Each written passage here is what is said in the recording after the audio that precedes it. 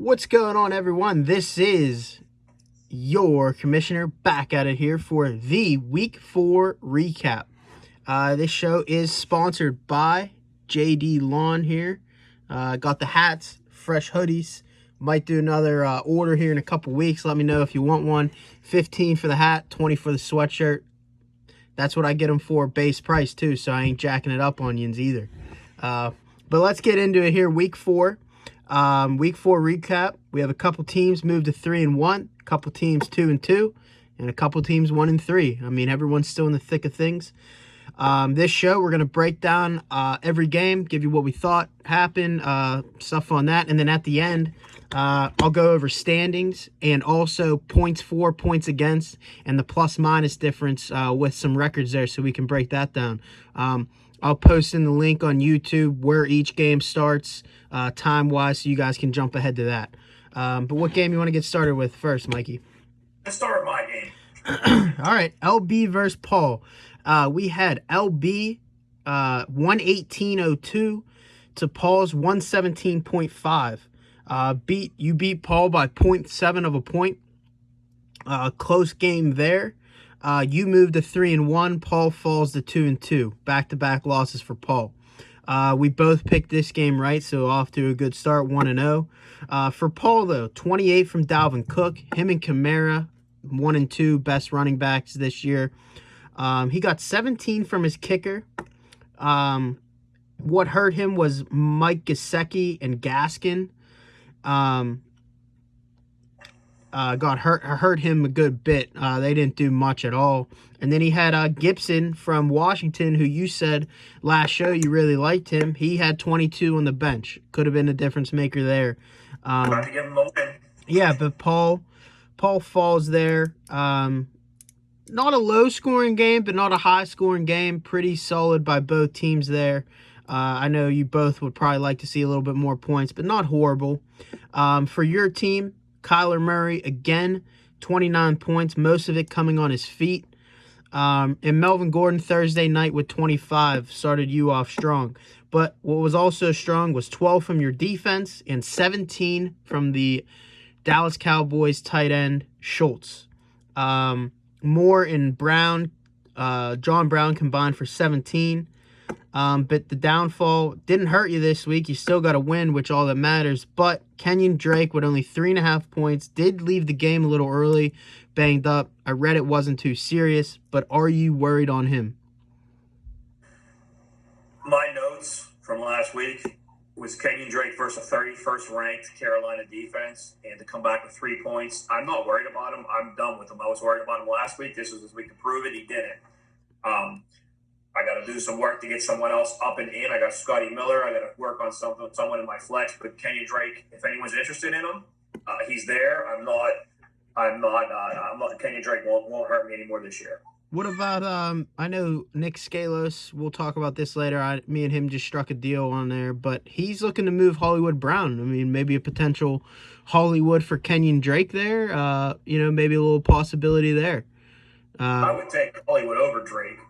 I don't know. I don't love Hollywood. I don't know that anyone wants Drake. Yeah, something to look into there. Second round pick, Yeah, but both of us picked you there. Snuck that one out, 118 to 117.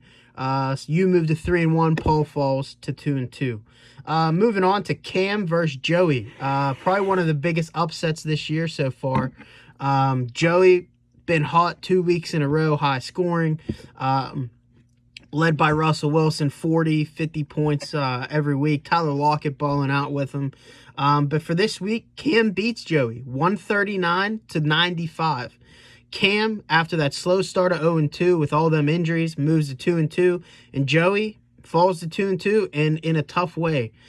Starting with Joey, both big loss there with Nick Chubb, going to be out 6 weeks. That hurts a lot. Especially Joey's not real big in running back depth there. The dude from Jacksonville, Robinson, been a key for him, keeping him in games. I mean, 15 plus a week. But that's a huge loss for Joey with Nick Chubb. I think Joey's team could struggle in the next coming weeks unless Russell Wilson continues to get 40, 50 points. But he did not this week. Lockett was quiet this week. I mean, he was useless almost. You didn't even know he was playing. But Joey again, Robinson and Tyreek Hill, very reliable. They put up numbers. But for Joey, moving forward, I'd imagine he has to make a move here soon to get a running back or some sort of piece to fill in while Nick Chubb's gone. Yeah, I don't even really see a huge strength piece. He has David Johnson, and maybe that helps. No, he has that's Duke Johnson. I'm sorry, but that's even worse. Yeah, he has Duke Johnson. MVS, you saw Monday that he's not the guy. It's tough. I don't know what he does. Yeah, Joey's Brandon Cook 0, Ruggs 0. Yeah, Joey. Somebody somewhere. Joey's gonna have to make a move there, but 2-2, still in the thick of things, nothing to worry about there. But for Cam Bildhauer, one of the hottest teams in the league, his team is only gonna get healthier. It started with getting Kittle back this week, who put up an absolute monster of a game. 40 points from him, 15 catches, 183 yards, and a tutty.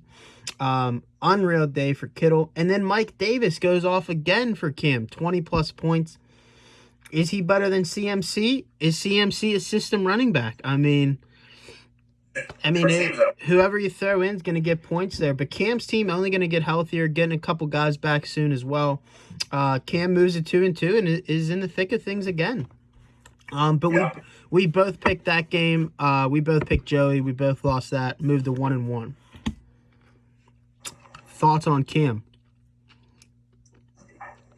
I don't love James White, but 12 points. Galladay's going to get better throughout the year if he stays healthy. Galladay, he's good.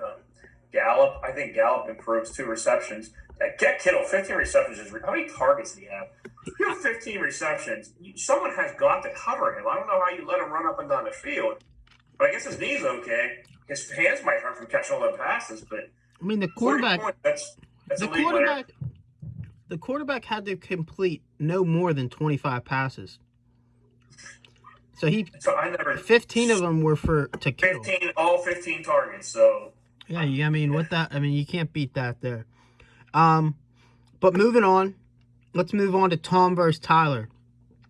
I picked Tom here. Tom wins 122-92. You picked Tyler. I had Tom, so I win that one. Tom moves to 3-1. Tyler falls to 1-3. I could not have been more wrong on Tom's team. Moves to 3-1. Solid start for him. Has a high scoring week under his belt. Team looks good. He won this week with no Henry, no Derrick Henry, no Devontae Adams, no Deontay Johnson. Still puts up 122 points. I think most week you're going to be in games or win games with 122 points. Absolutely. So he can pull that out with missing 2 of his best guys. Rodgers with 37, Devontae Parker with 21. And with Chubb going down, he has the new top guy in the run-heavy offense of Cleveland with Kareem Hunt added on 19, but his value only goes up from here with Hunt missing with Chubb missing the next 6 weeks. I'd be concerned about David Johnson because of O'Brien being fired. He loves that workhorse running back, and now that he's not there anymore, I don't know that David Johnson gets all the opportunities he's going to have. But whatever he's going to lack in opportunities, Kareem Hunt's going to pick up and probably exceed. So his team looks really good. T. Higgins is going to improve. Yeah. Adams is going to come back. Henry and Adams on the bench. Yeah. That's already his 2 best players. They didn't play, so he won. Yeah, I mean, going into that 3-1 looks so much better than 2-2. Going into that week, for Tom, you're probably thinking, hey, he got a lucky matchup too this week with both of them out facing Tyler. Tyler's team's struggling, but still. Yeah, really 0. I don't understand that one bit. Yeah. Well, let's move on to that. That's what my main check here is. Calvin Ridley came down a big bit over this past weekend. 0 points last night. But you know what that means. I face Tyler next week. He's going to have 50. He's going to have 50. But yeah, 0 points for Ridley, which was crazy. Did not expect that. Robbie Anderson, though, 18 points. He's been pretty solid there. And Jerry Jeudy, 14 points. 2 positives, though. I know Tyler's sitting at 1-3. I did do my points for and points against rankings and plus minus difference. Tyler is last in the league in points for.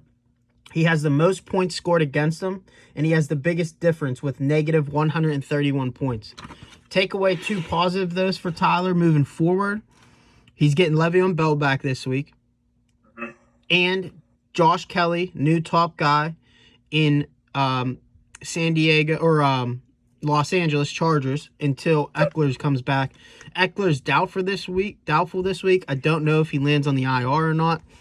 But Josh Kelly's next in line, and that's big for Tyler. Gets 2 running backs that, I don't know how good they're going to be, but, they're going to get carries. They're going to get looks. They're starters. So that's a positive for Tyler. But Tom wins this one 122-92. That's a significant hamstring injury. It's going to be a few weeks for Eckler, so he's fine with Kelly. That's a great. Yeah. He lucked himself to a nice starting lineup next week. Yeah. So, moving on though, could have been. This was a really good game. There was quite a few good games, but this one was good. Mike versus Matt. Close one. I know it was very close heading into Monday night. Matt had Matt Ryan and Mike had Mahomes and Todd Gurley. So it was a battle last night, but Mike gets the win 139-125. Mike moves to 3-1, and Carter somehow falls to 1-3 with that team. Matt's team is good, but he continues to put up points, but it's just not enough. It's just he's putting up the points every week, but it's just everyone else is out beating him. But he gets 65 points from Adam Thielen, Mike Evans, and Keenan Allen. He probably has the best trio of wideouts right there. Those 3 are awesome. His team's good. It's just unlucky right now. He's still in the hunt. He's still in it. He can win some games here, string some wins along, but it needs to happen now. It needs to get going now. He cannot fall to 1-4. You're in a whole 1-3, but you're still in it with only a few teams 3-1 and a lot of teams 2-2.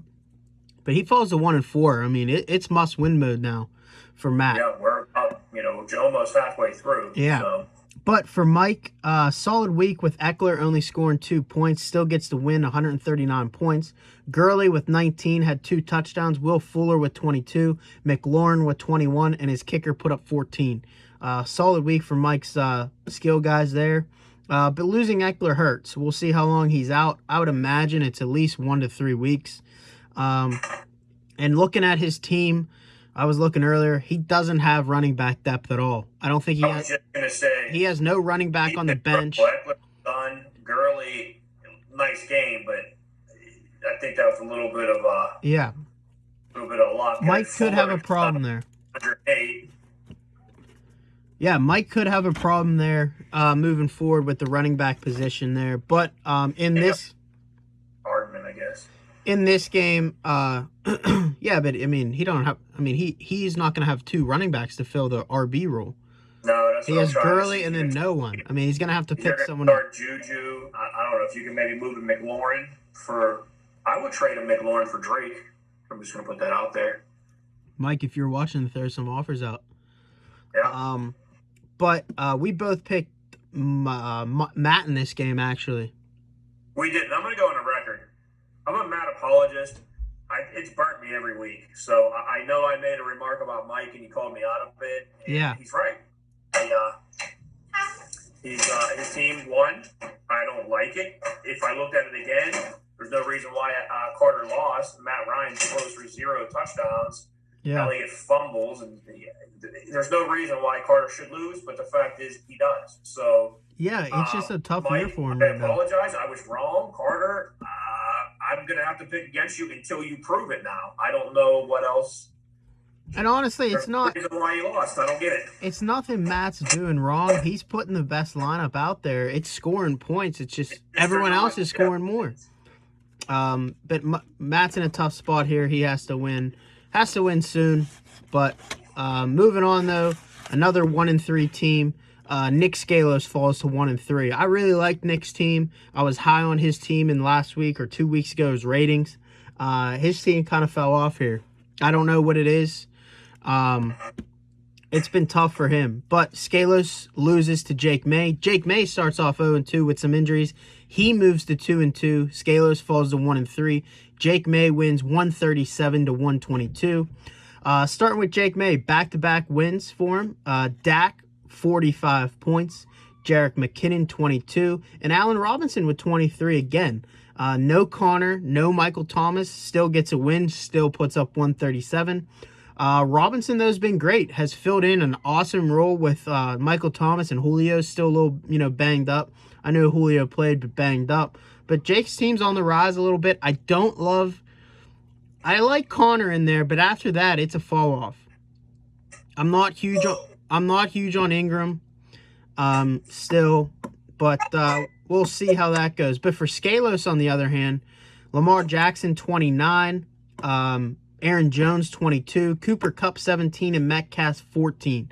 Scalos did have Ronald Jones on the bench with 18. Not sure if that would have made much of a difference.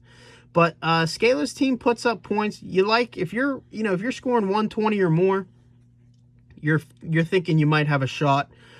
He's kind of similar to Matt. Not as bad. Matt's scoring points here, but so is Scalos, but Matt's scoring more. But Scalos, same boat, just tough weeks. But falls to 1-3. He's in win now mode too with Matt. I mean, you got to put some wins here together. But Jake May is on the rise, gets to 2-2. Yeah, and then we look on the bench, 29 points for Josh Allen. I think he addressed that this week. But looking with Miles Sanders, Aaron Jones, Ronald Jones, there's a little bit, you only have one extra running back, but there's a chance to make a trade with a Chubb owner, see if you can up. I mean, Metcalf had a down day. Cooper had a fine day. Hollywood, 12 points. That's not bad. He's not getting the targets I think you need. I mean, he gets 15 points, 9 points, 3 points, 12 points. Yeah. I guess he's fine, but maybe you could put together a Hollywood and a Ronald Jones, and maybe you get a nice piece to come back, just to try to mix it up a little bit.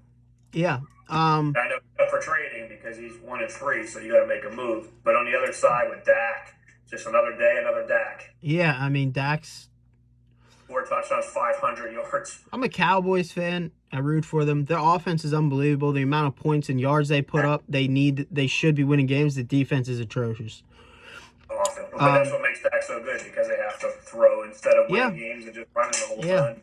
So, you picked Jake. I picked Nick. So I lost that one. You win that one. Moving on to the final game, Justin 2-2 falls to 2-2 after starting off 2-0. I lose to Randy, who now moves to 2-2. Randy won 159 to 147. This was a hell of a game. I mean, if you were watching Red Zone, it was either my guys were scoring or Randy's guys were scoring on Red Zone.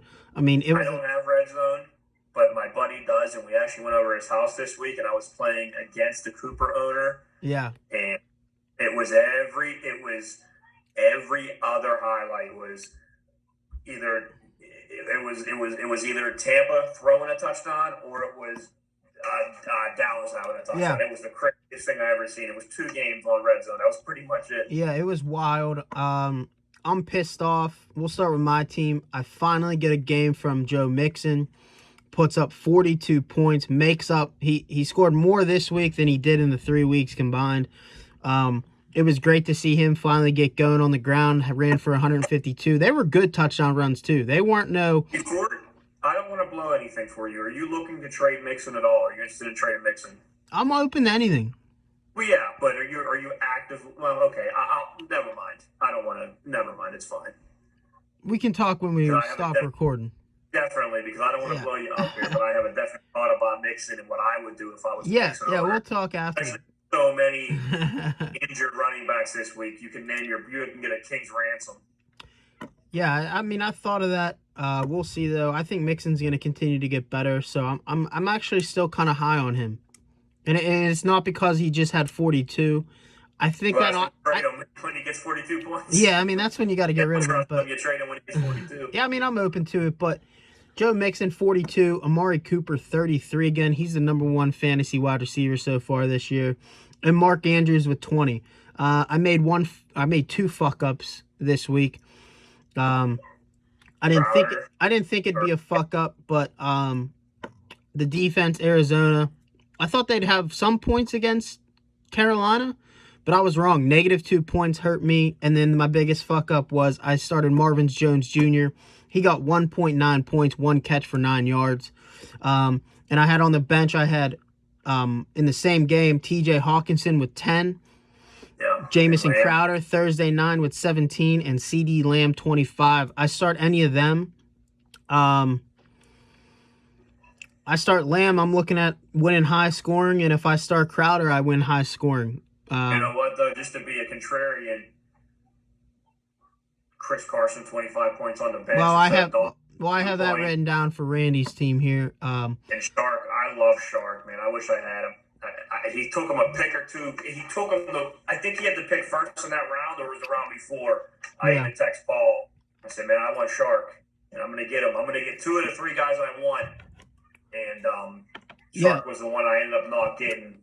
And it's the one that cost me the most, I think, so far. I have that written down here. Brady with 42. Odell had his best game since that catch, his Monday night catch. That was his coming out party for the Browns. 38 for Odell, and then 18 from his kicker. But like you just said, if he takes out J.K. Dobbins, starts Chris Carson's, it's not even close. He's putting up 180 some points, and he had DJ Chark on the bench too with 29. Between Carson and Kamara, I don't think anyone gets close to his running backs. And just to have Beckham doing what he's actually doing now, and Sharks, if he's healthy, he's a good start.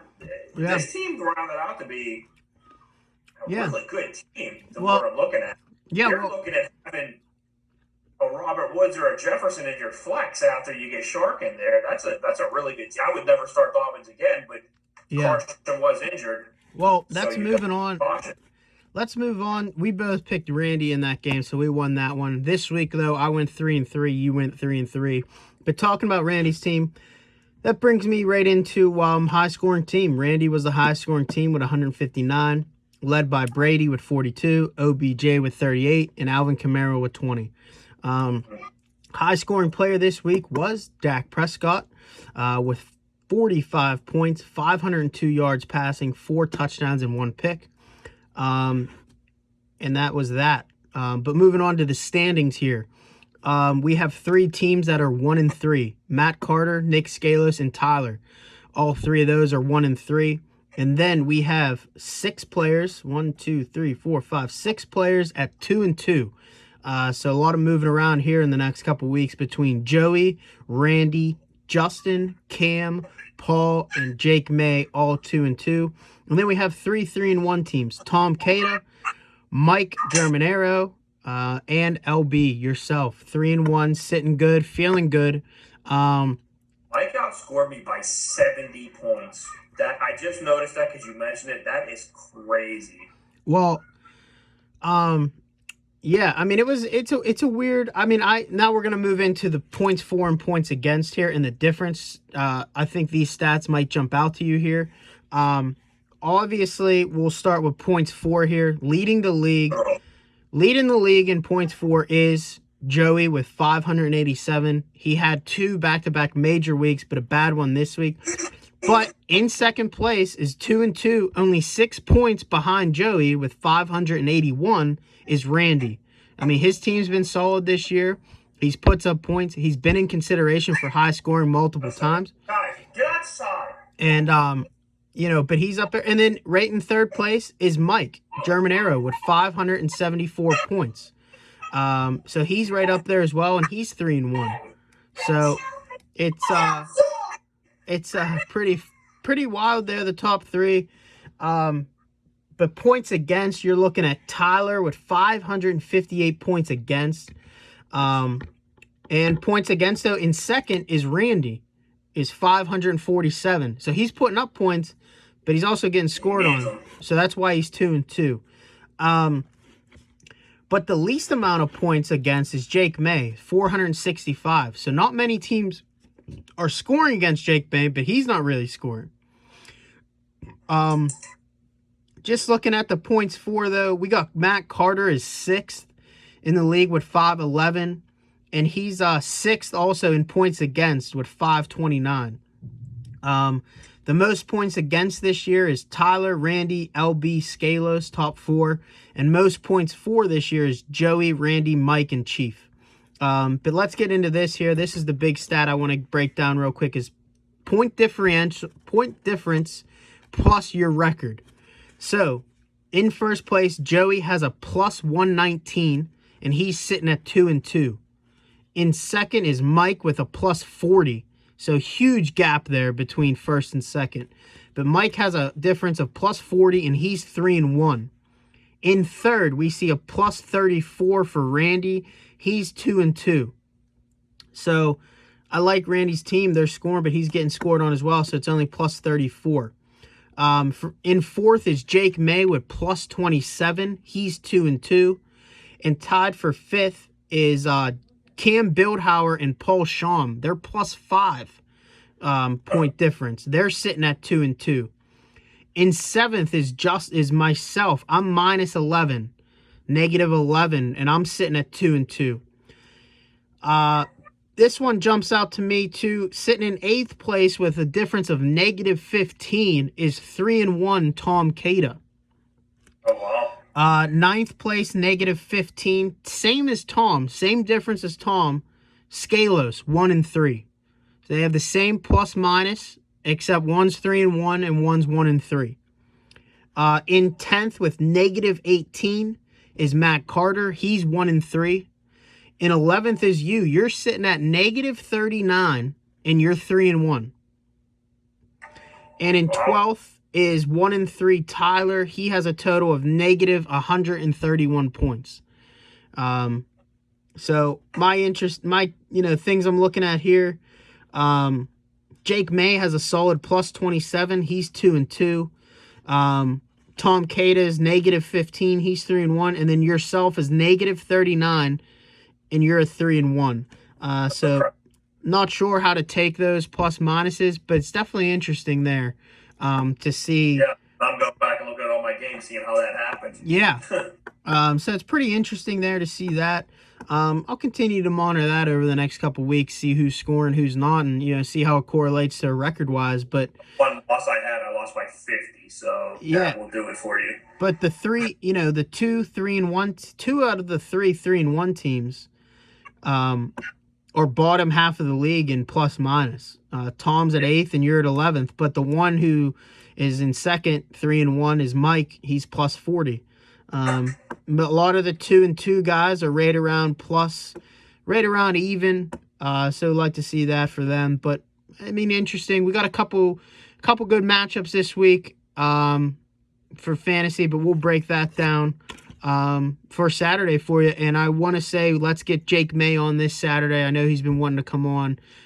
So we'll get Jake May on for Saturday. We'll probably film that around Friday, Jake. So be ready for that. But that's all we got for you. 28 minutes. Like to keep it under 25. But we went over this points for, points against, and the difference. So hopefully it helps. Remember, I'm not sure when the trade deadline is. But I don't think it's coming up anytime soon. I think we still got a few weeks here. But keep that in mind if you're looking to make a deal.